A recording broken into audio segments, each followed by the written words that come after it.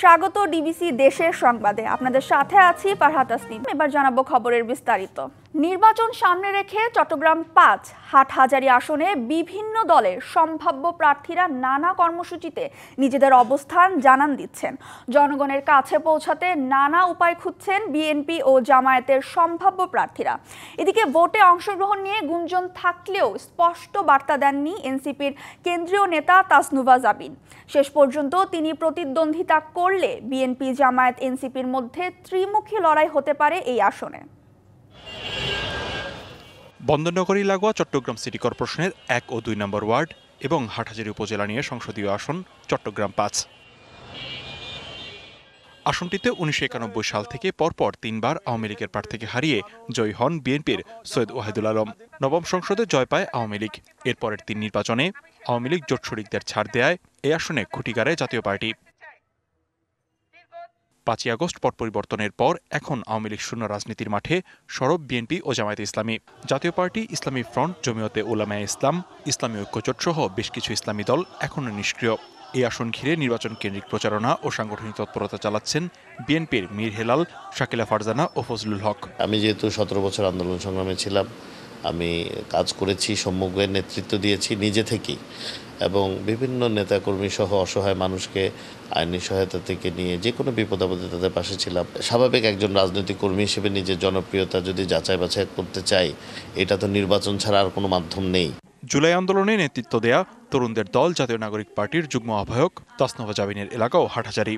তবে তিনি নির্বাচনে অংশ নেওয়ার ব্যাপারে এখনো স্পষ্ট বার্তা দেননি। প্রত্যেকটা আসনে কিন্তু আমরা আমাদের প্রার্থী দেব, এরকম প্রস্তুতি, এরকম আকাঙ্ক্ষা নিয়েই কিন্তু আমরা আগাচ্ছি। পরিশ্রমী তরুণরা, যার মধ্যে সম্ভাবনা আছে, নেতৃত্ব দানের যোগ্যতা আছে, বা যে আসলেই জনদরদি, রাজনৈতিক অপসংস্কৃতির কারণে সে সুযোগ পায় না বা এটাতে ইনভলভ, তাদেরকে আমরা কিন্তু উঠে আনতে যাচ্ছি। জামাতের একক প্রার্থী হিসেবে মাঠে ব্যাপক দলীয় ও সাংগঠনিক তৎপরতা চালাচ্ছেন উপজেলা আমির সিরাজুল ইসলাম। দলের দায়িত্বশীলদের সঙ্গে নিয়ে নানা কর্মসূচির মধ্য দিয়ে সাধারণ মানুষের কাছে যাচ্ছেন। জনগণের বক্তব্য হচ্ছে, আমরা সব দলকে দেখেছি, একটি মাত্র দল বাংলাদেশ জামাত ইসলামকে আমরা দেখিনি, এবার আমরা জামাত ইসলামকে দেখতে চাই। মানুষের যে ভালোবাসা এবং তাদের উৎসাহ, উদ্দীপনা, ভালোবাসা, এটা তো ভোলার মতো। চট্টগ্রাম ৫ আসনে মোট ভোটার ৪,৭৫,৭১৩ জন। DBC news desk. প্রায় ১ দশক ধরে পিরোজপুর এলজিডি অফিস পুরোপুরি দখলে ছিল একটি পরিবারের কাছে।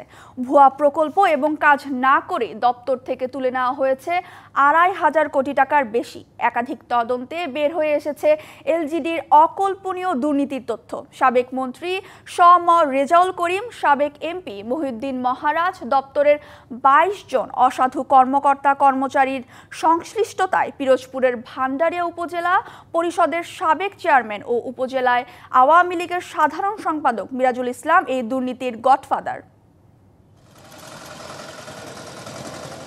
এটি পিরোজপুরের নাজিরপুর উপজেলার প্রায় ১৭ কিলোমিটার দীর্ঘ নাজিরপুর বৈঠাকাটা সড়ক। গুরুত্ব বিবেচনায় গত বছর জুনে ৪টি প্যাকেজে প্রায় ৪৪ কোটি টাকা ব্যয়ে সড়কটি নির্মাণের কার্যাদেশ পায় ভান্ডারিয়া উপজেলা আওয়ামী লীগের সাধারণ সম্পাদক মিরাজুল ইসলামের ইফতি টিএলসি প্রাইভেট লিমিটেড। চলতি বছর জুনে রাস্তার কাজ শেষ হওয়ার কথা থাকলেও এখনো শুরুই হয়নি। উল্টো বরাদ্দের পুরো টাকা তুলে নিয়েছে মিরাজ। খুবই খারাপ অবস্থায় আছি আমরা, অনেক দিন যাবত, প্রায় ৩-৪ বছর যাবত এই অবস্থা। শুনছিলাম টেন্ডার হয়েছে, কিন্তু কাজ তো দেখি না। রাস্তা ভাঙ্গা, আমরা গাড়ি ঘোড়া চলতে পারতেছি না, এভাবে কাটতে পড়ে যাও। ব্রিজের গোড়া ডালাই নাই, তারপরে রাস্তা ভাঙ্গা, মনে করেন একটা অ্যাম্বুলেন্স চাইলে রোগী নিয়ে যাইতে পারে না। শুধু এ সড়কটিই নয়, এরকম অনেক রাস্তা ও সেতুর কাজ অসম্পূর্ণ অবস্থায় পড়ে রয়েছে, যেগুলোর অর্ধেকের বেশি কার্যাদেশ পেয়েছে মিরাজুল ইসলাম ও তার পরিবারের সদস্যদের মালিকানাধীন ৮টি লাইসেন্সে। অধিকাংশ প্রকল্প থেকেই মিরাজ তুলে নিয়েছে পুরো টাকা, যার পরিমাণ ২৫০০ কোটি টাকার বেশি। এছাড়া শুধুমাত্র কাগজে কলমে ভুয়া প্রকল্প এবং একই স্থানে একাধিক কাজ দেখিয়ে টাকা আত্মসাৎ করা হয়েছে, যার প্রধান সহযোগী পিরোজপুর এলজিইডির সাবেক নির্বাহী প্রকৌশলী আব্দুস সাত্তার, তার ২ অসাধু সহযোগী, এলজিইডির ঢাকা ও বরিশাল অফিসের বেশ কয়েকজন কর্মকর্তা এবং জেলা হিসাবরক্ষণ অফিস মিলিয়ে মোট ২৭ জন কর্মকর্তা কর্মচারী। তদন্তে উঠে এসেছে এই তথ্য। স্থানীয় সরকার, পল্লী উন্নয়ন ও সমবায় মন্ত্রণালয়ের স্থানীয় সরকার বিভাগ ও এলজিইডির প্রধান প্রকৌশলীর কার্যালয়ের তদন্তে উঠে আসে ২৫০০ কোটি টাকার বেশি লোপাটের তথ্য। তদন্তে দুর্নীতির সাথে আরও সম্পৃক্ততা পাওয়া যায় সাবেক প্রধানমন্ত্রীর মুখ্য সচিব তোফাজ্জেল হোসেন মিয়া এবং সাবেক মন্ত্রী শ্রম রেজাউল করিম ও সাবেক সংসদ সদস্য মহিউদ্দিন মহারাজ সহ আওয়ামী লীগের গুরুত্বপূর্ণ অনেক নেতা। ২০২০-২১ থেকে পরবর্তী ৪টি অর্থবছরে ১৭টি প্রকল্পের মাধ্যমে পিরোজপুরে ১,৮১০টি স্কিমের জন্য ৩,৫৫৮ কোটি টাকা বরাদ্দ হয়। কাজগুলো থেকে ১,৬৪৭ কোটি টাকা আত্মসাতের প্রাথমিক তথ্য পেয়েছে মন্ত্রণালয়ের গঠিত তদন্ত কমিটি। দুদকের তদন্ত করা প্রকল্পের অধিকাংশ কাজই করেছে ৮টি প্রতিষ্ঠান। এই প্রতিষ্ঠানগুলোর লাইসেন্স মহারাজ মিরাজের পরিবারের নামে। ৮টি প্রকল্পের প্রায় ৪০০ স্কিমের কাজ না করেই ১,০৭৩ কোটি টাকা লোপাট করা হয়েছে। অভিযোগের সত্যতা পেয়ে আমি নিজেই বাদী হয়ে ৮টি মামলা দায়ের করি এবং এই ৮টি মামলায় ২৭ জনকে আবার আসামিভুক্ত করা হয়। তদন্তকালে আরও অন্য কারো সংশ্লিষ্টতা পাওয়া গেলে আমরা তাদেরকেও আসামিভুক্ত করব। ২০০৮ সালের শেষের দিকে আওয়ামী লীগ ক্ষমতায় আসার পর দলটিতে যোগ দিয়ে সংসদ সদস্য হয়েছিলেন মিরাজুল ইসলামের বড় ভাই এবং সাবেক মন্ত্রী আনোয়ার হোসেন মঞ্জুর একান্ত ব্যক্তিগত সহকারী মহিউদ্দিন মহারাজ। এছাড়া বিনা প্রতিদ্বন্দ্বিতায় ভান্ডারিয়া উপজেলা আওয়ামী লীগের সাধারণ সম্পাদক ও উপজেলা পরিষদ চেয়ারম্যান নির্বাচিত হয়েছিলেন মিরাজ। আর এভাবেই রাজনৈতিক ও প্রশাসনিকভাবে অপ্রতিরোধ্য হয়ে উঠে লুটপাট করে হাজার কোটি টাকা। DBC news desk. সাতক্ষীরায় প্রচণ্ড গরম আর ভাইরাসের আক্রমণে মরক লেগেছে সাদা সোনা খ্যাত বাগদা চিংড়িতে। প্রথমে একটি দুটি হলেও এখন বিপুল হারে মারা যাচ্ছে। মৌসুমের শুরুতে অনাকাঙ্ক্ষিত এই পরিস্থিতিতে দিশাহারা চাষিরা। মরক থামানো না গেলে উৎপাদন লক্ষ্যমাত্রা অর্জন নিয়ে দেখা দিয়েছে শঙ্কা। উপকূলীয় জেলায় সাতক্ষীরার ৫৮,০০০ হেক্টর ঘেরে চাষ হচ্ছে বাগদা চিংড়ি। ২৬,৫০০ মেট্রিক টন উৎপাদনের লক্ষ্যমাত্রা নিয়ে পরিচর্যায় ব্যস্ত চাষিরা। কিন্তু মৌসুমের শুরুতেই লাভের স্বপ্ন ভঙ্গের আশঙ্কা। মরক লেগেছে শ্যামনগর, আশাশুনি ও সদর উপজেলার ঘেরগুলোতে। গরম আর ভাইরাসের আক্রমণে মরে ভেসে উঠছে বাগদা চিংড়ি। জন্মগতভাবেই পোনাগুলো রোগাক্রান্ত থাকে, সে কারণে চাষে গেলেই বিপদের সম্মুখীন হয়। অন্যদিকে আমাদের খামারিরাও তাদের খামার ব্যবস্থাপনা উন্নত করেন না। ১-১.৫ ফুট পানিতে, লবণ পানিতে চিংড়ি চাষ হয়, যা তীব্র সূর্যের আলোয় তখন আসলে চিংড়ি এই ধকল সামলাতে পারে না। প্রথমে একটি দুটি দিয়ে শুরু হলেও দিন দিন মৃত্যুর হার বাড়ছে। ওষুধ ব্যবহার করেও হচ্ছে না কাজ। সমাধান না পেয়ে দেখা দিয়েছে বড় ধরনের আর্থিক ক্ষতির শঙ্কা। মাছগুলো মরে গেলে এর কোনো দাম নেই, বিক্রি হয় না, এতে আমাদের বহুত লস। ভাইরাসের কারণে ক্ষুদ্র বা যে চাষিগুলো আছে এরা লস খেতে খেতে দেখা যাচ্ছে অনেকেই ঋণগ্রস্ত হয়ে যাচ্ছে। মৎস্য বিভাগ বলছে নিম্নমানের পোনা আর ঘেরে পানি কম থাকায় বাড়ছে বাগদার মৃত্যু হার। আমরা চাষিদেরকে এই বিষয়ে প্রশিক্ষণ দিয়ে থাকি এবং বিভিন্ন সময় পরামর্শ দিচ্ছি। মেইনলি তাদেরকে পানির গভীরতা আগে বাড়াতে হবে এবং ভালো মানের পোনা ব্যবহার করতে হবে। তাহলে এই যে রোগ অথবা গরমের সময় মাছ মারা যাওয়া, এটার সম্ভাবনা অনেক কমে যাবে। বারবার ভাইরাসজনিত মরকের কারণে ক্ষতি হওয়ায় এবছর ঘেরের পরিধি ছোট করেছেন অনেকে। DBC news desk. ১৯ দিন ধরে বন্ধ কক্সবাজারের সর্ববৃহৎ চিকিৎসা সেবা প্রতিষ্ঠান জেলা সদর হাসপাতালের একমাত্র গণশৌচাগার। এতে দুর্ভোগে প্রতিদিন চিকিৎসা নিতে আসা হাজারো রোগী। ১৩ এপ্রিল বিনা নোটিশে ইজারা বাতিল করে কর্তৃপক্ষ। তবে এ নিয়ে ক্যামেরার সামনে পৌর কর্তৃপক্ষ কথা বলতে রাজি হননি। সৈকতনগরী কক্সবাজারের সাধারণ চিকিৎসার কেন্দ্রস্থল জেলা সদর হাসপাতাল, যেখানে প্রতিদিনই চিকিৎসা নিতে আসেন হাজারো রোগী। কিন্তু গত ১৩ এপ্রিল থেকে বন্ধ হাসপাতালটির বহির্বিভাগের একমাত্র গণশৌচাগারটি। এতে হাসপাতালটিতে চিকিৎসা সেবা নিতে আসা রোগী ও স্বজনেরা পড়েছেন চরম দুর্ভোগে। এটা নতুনভাবে যেটা করতেছে এটা চালু না করে ওটা কি জন্য বন্ধ রাখছে না? এখানে প্রস্তাব করতে আসলাম, দেখি এখানে বন্ধ। এটা কিন্তু সাধারণ জনগণের একটা ভোগান্তির সৃষ্টি হচ্ছে। সিভিল সার্জন মহোদয়ের প্রতি অনুরোধ, এটা যেন অতি শীঘ্রই জনসাধারণের জন্য খুলে দেওয়া হয়। গত ৬ বছর ধরে দৈনিক ২০০ টাকা রাজস্ব আদায়ের চুক্তিতে কক্সবাজার পৌরসভার অধীনে থাকা গণশৌচাগারটি পরিচালনার দায়িত্বে ছিলেন স্থানীয় রেজাউল করিম। তিনি জানান, কোনো ধরনের পূর্ব নোটিশ ছাড়াই ১৩ এপ্রিল থেকে বন্ধ করে দেয় গণশৌচাগারটি। এমনকি নতুন করে ইজারা বিজ্ঞপ্তিও দেয়া হয়নি। পয়লা বৈশাখ আসছে মতো ওরা কি করছে, এটা বন্ধ করে দিচ্ছে, আমাদেরকে কিছু বলে নাই, আসে তালা মারে দিছে ওইটা। আর ওইখানে নাকি আরেকটা বানবে নতুন, ওইটা বন্ধ করে দিয়েছে, আমাদেরকে আর কিছু বলে না, আমাদেরকে লড়িয়ে দিতে বলছে, আমি লড়িয়ে দিয়েছি। হাসপাতাল কর্তৃপক্ষের দাবি এ বিষয়ে তাদের কোনো হাত নেই। আর বিষয়টি নিয়ে কথা বলতে রাজি হননি পৌরসভার প্রশাসক রুবাইয়া আফরোজ।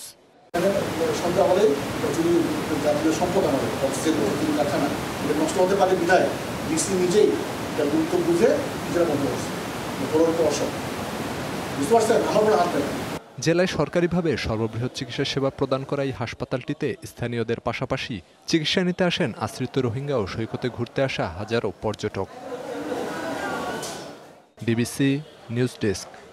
সমবায় সমিতির মাধ্যমে ক্যাপসিকাম আবাদে নজর কেড়েছেন কুষ্টিয়ার কুমারখালী উপজেলার ২৭ কৃষক। সমিতির সদস্যরা লিজ নিয়েছেন বিশাল জমি। রোপণ করা ক্যাপসিকামে চলতি মৌসুমেই ১৪ লাখ টাকারও বেশি লাভের আশা তাদের। সংশ্লিষ্টরা বলছেন উচ্চ ফলনশীল ফসল আবাদে দেওয়া হচ্ছে সব ধরনের সহায়তা।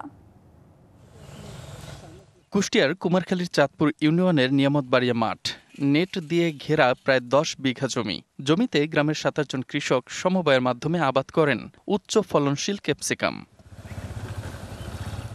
তাদের একতাবদ্ধ করেছে জঙ্গলি আধুনিক কৃষি সমবায় সমিতি। গেল ডিসেম্বরে প্রায় ১০ বিঘা জমিতে ২৫,০০০ চারা রোপণ করেন তারা। এখন প্রতি সপ্তাহে কমপক্ষে ১ টন ক্যাপসিকাম স্থানীয় বাজার সহ পাঠানো হচ্ছে ঢাকায়। মালটা তোলার পরে আমরা প্যাকেজিং করে কুষ্টিয়াতে পাঠানো হয় এবং ঢাকাতে ওই প্যাকেজিংয়ের মাধ্যমে পাঠানো। তো এভাবে সম্মিলিত কৃষি করলে নিজেদের কাজ তো নিজেরাই করা যায়।